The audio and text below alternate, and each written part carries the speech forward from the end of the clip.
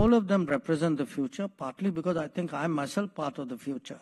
They're all market economies, they're all political democracies, they're all pluralistic societies. They also are all maritime powers. History of an era where Western dominance on the global order was very much more.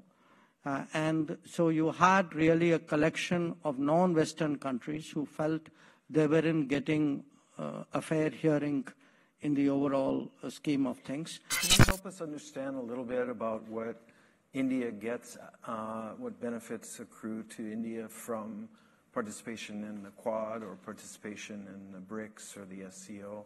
Is it the same? Are these substantially different?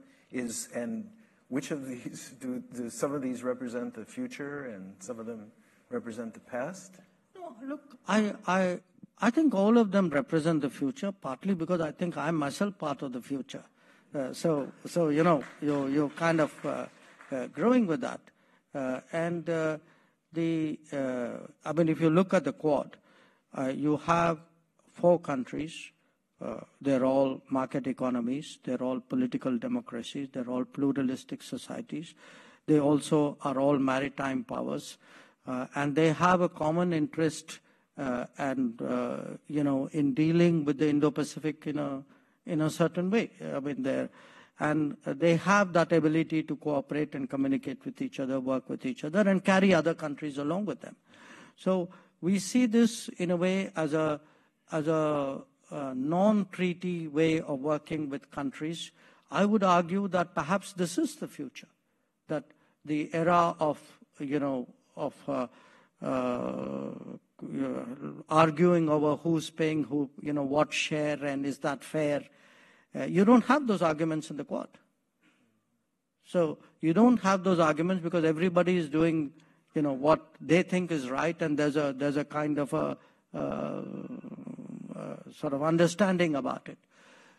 In the case of the BRICS, it has a different history. It's a history of an era where Western dominance on the global order was very much more. And so you had really a collection of non-Western countries who felt they weren't getting a fair hearing in the overall scheme of things.